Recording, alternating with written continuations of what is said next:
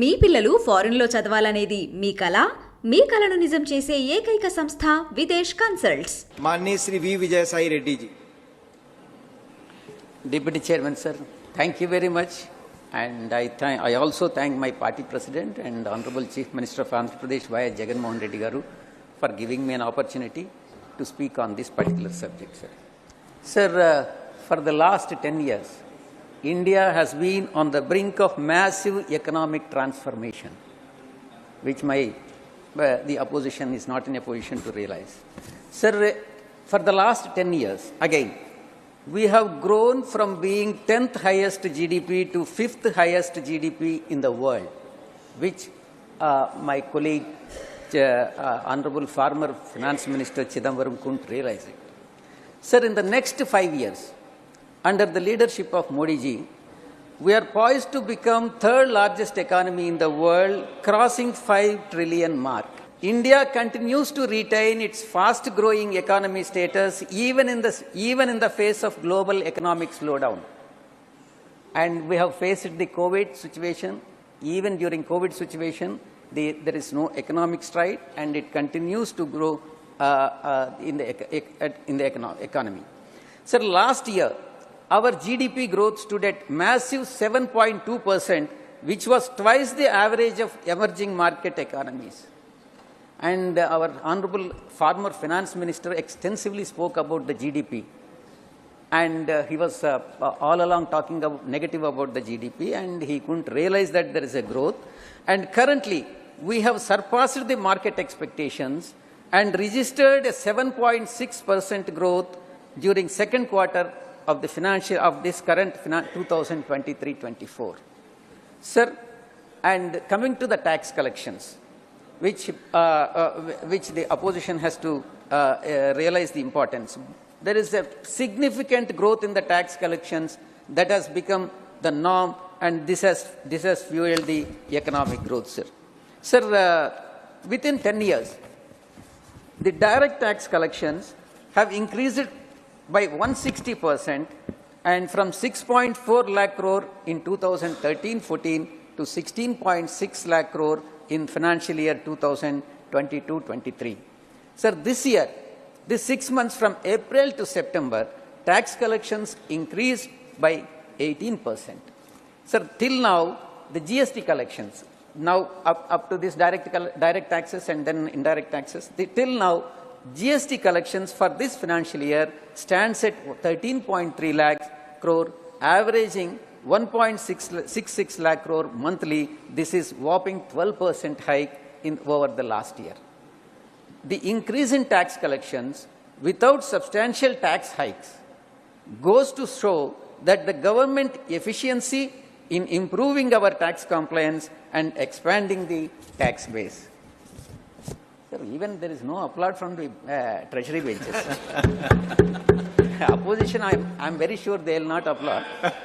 Sir, coming to the digital payments. Please. India continues to dominate the digital payment landscape. Sir, we recorded 89 million digital transactions in 2022, which is more than 4 leading countries combined together. Sir, this accounted almost half of the global real-time payments. And sir, and I also should, up to this it's all positive points, sir. From now, I have to tell the negative points also, and at least to satisfy my friend Jairam Ramesh. Sir, we must not be complacent with our achievements. And sir, many issues continue to hinder the India's economic growth, sir.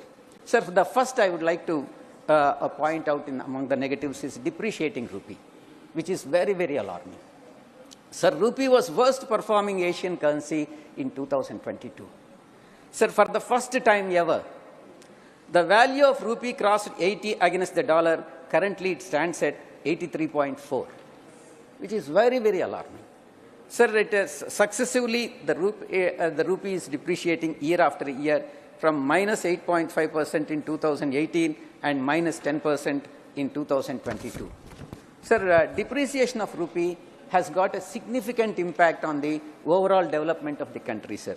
Sir, depreciation of rupee has a direct impact on the manufacturing sector, since India is a net importer. net importer of raw materials and fuel. These two are very important import because we completely depend on the fuel imports. Sir. Manufacturing growth has already started showing the signs of stress and has slowed significantly this fiscal year. Sir, as per RBI, every 5% fall in the value of a rupee, inflation increases by 15%, 15 basis points, that is 0.15%. Sir, foreign investors, this has another effect of depreciating the rupee, sir. Foreign investors have pulled out 18 billion from Indian markets, more than 12 billion sell-off during 2008 global recessions. Sir, the next issue which I would like to bring to your kind notice is the reality remains that top 10% of the Indian population holds more than 60% of the country's wealth, while the bottom 15% of the population has only 6% of the wealth, sir. Even though the per capita income has more than doubled, that is 1.97 lakh since 2014, India ranks 142nd among 197 countries in terms of per capita income.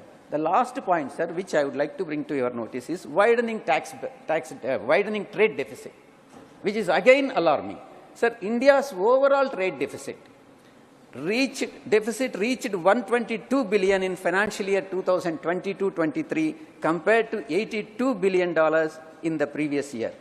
So the government data indicates that India's trade deficit hit a record high in the month of October, and more alarming is, all the more concerning is India's widening trade deficit with China, and historical high of 83 billion in 2022, and is expected to cross 100 billion mark in 2023 only towards China, sir, from China.